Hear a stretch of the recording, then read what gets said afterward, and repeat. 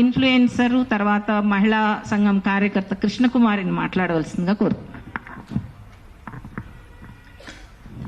అందరికీ నమస్కారం అండి. ఇప్పుడు ఇంత పెద్ద సమస్య వచ్చింది, చాలా మంది మాట్లాడారు, మనం కూడా మాట్లాడాలని కూర్చున్నాం తప్పనిసరి పరిస్థితులు, ఇప్పుడు సజయ్ గారు చెప్పినట్టు.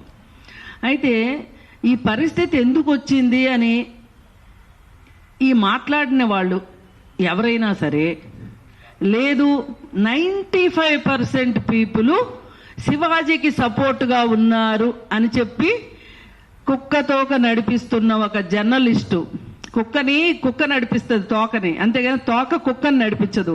అలాంటి ఒక మహానుభావుడైన సీనియర్ జర్నలిస్టు మాట్లాడిన తరువాత ఈ సమస్యకి పరిష్కారం లభించలేదు కాబట్టే మనం ఇక్కడ కూర్చోవాల్సి వచ్చింది. ఏం చేసుంటే బాగుండేది అని ఏ ఒక్కళ్ళు ఆలోచించట్లేదు. ఏంటి, ఆ రోజు శివాజీ మాట్లాడిన దానికంటే ముందుగా ఆ ఫ్యాషన్ మాల్లో నిధి అగర్వాల్ పైన జరిగిన అప్పుడు, ఇప్పుడు మనము టెర్రరిస్టులు పట్టుకోవాలి అంటే జూమ్ చేసి ఏదైతే ఇన్పుట్ ఉంటుందో జూమ్ చేసి మనుషులను గుర్తిస్తారు కదా, మరి వాళ్ళు కూడా ఒక రకంగా టెర్రరిస్టులే. నిధి అగర్వాల్ పైన అలా చేసిన వాళ్ళని గన పట్టుకుని ఉన్నట్లయితే శివాజీ అక్కడ మాట్లాడి ఉండేవాడు కాదు. ఇది ప్రభుత్వ వైఫల్యంగా నేను ఫీల్ అవుతున్నా. షీ టీమ్స్ ఉంది కదా, ఏం చేస్తుంది షీ టీమ్స్? పోలీసు ఉన్నారు, ఏం చేస్తున్నారు? వాళ్ళకి అవసరం లేదా? పోనీ సుమోటోగా అయినా తీసుకోవచ్చు కదా, ఎందుకు చేయలేదు? మొదటి రోజు ఈ టాపిక్ మీద మాట్లాడినప్పుడు మీరు టెర్రరిస్టులు పట్టుకున్నట్లే మామూలు సమాజంలో తిరుగుతున్న టెర్రరిస్టులు ఉన్నారు, వీళ్ళని పట్టుకోండి అని మాట్లాడితే ప్రభుత్వానికి చీమ కొట్టలేదు. దాంతో ఇదేదో నేను ఒక సంఘ సంస్కర్తని అన్నట్లు శివాజీ మాట్లాడినప్పుడు అక్కడ కోతుల్లాగా కిచ్చ నవ్వారు. వాళ్ళు కూడా నిందితులే. అతను సామాన్లు అనగానే నవ్వేరు చూడండి, వాళ్ళని జూమ్ చేసి వాళ్ళని పట్టుకోవాలి. ఎందుకురా నీకెందుకు నవ్వొచ్చింది, మంగపతి అని ఎంకరేజ్ చేశారు కదా, వాళ్ళని కూడా పట్టుకోవాల్సిన అవసరం ఉంది. వాళ్ళని పట్టుకోకపోవడమే చాలా మంది కోతులకి మాటలు వచ్చినాయి. ఈరోజు ఇంతమంది ప్రెస్ లో మాట్లాడారు, గంటలు ఎన్ని రోజులండి వాళ్ళని అటాక్ చేయలేక, వాళ్ళకి సంస్కారం నేర్పించలేక జరిగింది ఇది. ఇక్కడ మగపిల్లలు అన్యాయం అవుతున్నారు. బాధితులు ఆడపిల్లలే కాదు, రేపు పొద్దున ఈ మగపిల్లలు మీరిచ్చిన ప్రోత్సాహంతో వాళ్ళు గాని అత్యాచారం దాకా వెళ్ళక్కర్లా, జస్ట్ బుల్లే చేస్తే కూడా ఆ అమ్మాయి గాని ధైర్యంగా కంప్లైంట్ ఇస్తే మీ మీద 354 ABCD అట్రాక్ట్ అవుతుంది.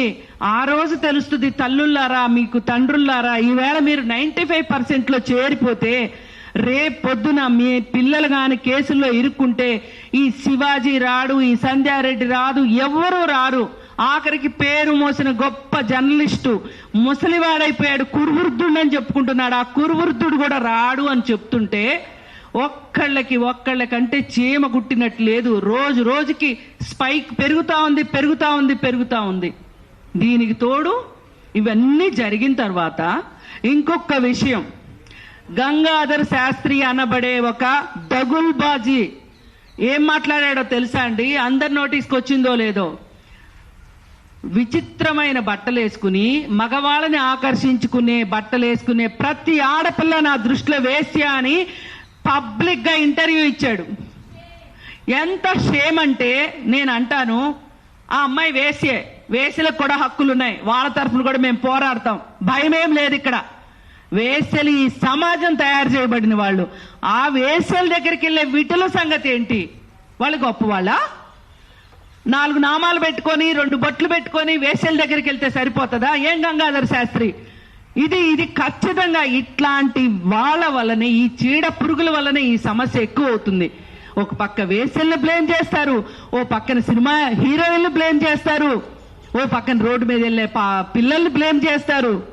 ఇలా బ్లేమింగ్ చేసుకుంటా వెళ్తే ఈ బ్లేమింగ్ ఆధారంగా మగపిల్లలు ఇదేదో నేను చేయవలసిన కార్యక్రమం మాత్రమే అనుకుని చేస్తే రక్షించటానికి గుర్తుపెట్టుకోండి, అలాంటి వాళ్ళ కోసం కూడా మళ్ళీ మా జేఏసీఏ పనిచేస్తుంది. ఎందుకంటే దీనిలో నాశనం అయిపోయే పిల్లలు ఎవరంటే పేదవాళ్లే, అట్టడుగు వర్గాల వాళ్లే.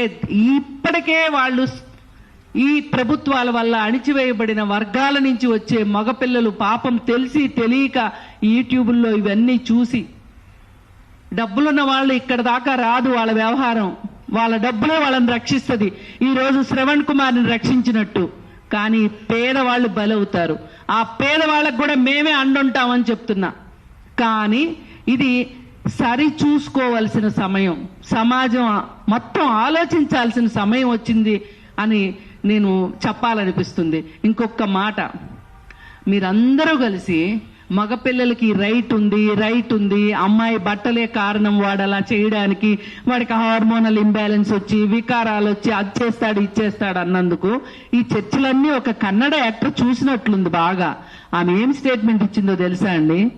ఢిల్లీలో వీధి కుక్కల్ని బయట ఎక్కడో షెల్టర్లో పెట్టమని చెప్పారు కదా, మరి ఇలాంటి అబ్బాయిలను కూడా షెల్టర్లో పెట్టాలేమో, అప్పుడే సమాజం బాగుంటదేమో అని చెప్పింది. ఇది నిజంగా తల్లిదండ్రులు ఆలోచించండి. మీ పిల్లలు ఒక శివాజీ మాట వినో, లేకపోతే శివాజీ మాట్లాడింది కరెక్ట్ అనే 95% మీరుంటే మరి సమాజం మీ పిల్లల్ని ఎక్కడ ఉంచుతానంటోంది? చట్టాలు ఉన్నాయి, చట్టాలని గౌరవించండి. నేను ప్రెస్ను కూడా కోరుకునేది సవినయంగా, ఒక చట్టం ఉంది అని చట్టం గురించి చెప్పండి. ఈ మొత్తం చర్చలో ఎక్కడా చట్టం అనేది లేకుండా అయిపోయింది. మనం చట్టంలో ఉన్నాం, అది గుర్తుపెట్టుకోండి. నేను ఇక్కడ ఏం మాట్లాడినా చట్టం ప్రకారమే మాట్లాడతాను, చట్టం ప్రకారమే మాట్లాడాను అన్ని ఇంటర్వ్యూల్లో కూడా. కానీ నేను మరి చాలా మర్యాదస్తురాల్ని. వీళ్ళ దృష్టిలో చీర కట్టుకున్నాను, నిండుగా ఉన్నాను, పెద్ద బొట్టు పెట్టుకున్నాను, చాలా సాంప్రదాయబద్ధంగా ఉన్నాను. నన్నెంత ట్రోల్ చేశారో తెలుసా అండి? మరి అందరికంటే ఆద్యురాలు పూజ్యురాలు సంధ్యక్కని ఎంత ట్రోల్ చేశారు? మేమేం పాపం చేశాము మీరు ఇంత ట్రోల్ చేయడానికి? సమాజం బాగుండాలనే చెప్తున్నాం. ఇప్పుడు కూడా ఎవరైనా నష్టపోతే శివాజీ లాంటి వాడు కాదు సుమా, ఎవరైనా మధ్యతరగతి పిల్లలు నష్టపోతే వాళ్ళకి కౌన్సిలింగ్ ఇవ్వడానికి, వాళ్ళకి చట్టపరమైన సహాయం ఏదైనా చేయడానికి మేము సిద్ధంగా ఉన్నాము. మమ్మల్ని కూడా అర్థం చేసుకోండి. మేము ఎందుకు మహిళల పట్ల ఇలా మాట్లాడుతున్నాము ఇది అర్థం చేసుకుంటారని ప్రెస్ కూడా థంబ్నెయిల్స్ ఇష్టారీతిని పెట్టే విషయంలో కావచ్చు. ఏమండి, మంచి మాట సంవత్సరాల తరబడి నిలబడుతుంది, ఒక చెడ్డ మాట చాలా త్వరగా పాపులర్ అవుతుంది, అంతే త్వరగా మాయం అవుతుంది. ఇది గుర్తుపెట్టుకోవాలని ప్రెస్ను కూడా కోరుకుంటూ, అమ్మాయిల హక్కు, ఆడవాళ్ల హక్కు వస్త్రధారణ, ఇంతకంటే మాట్లాడటానికి ఏం లేదు. వస్త్రధారణ గురించి ఇంకొకళ్ళు ఎవరైనా మాట్లాడాలి అని సాహసిస్తే కూడా చర్యలు చాలా తీవ్రంగా ఉంటాయి అని మటుకు చెప్పదలుచుకున్నాను. Thank you.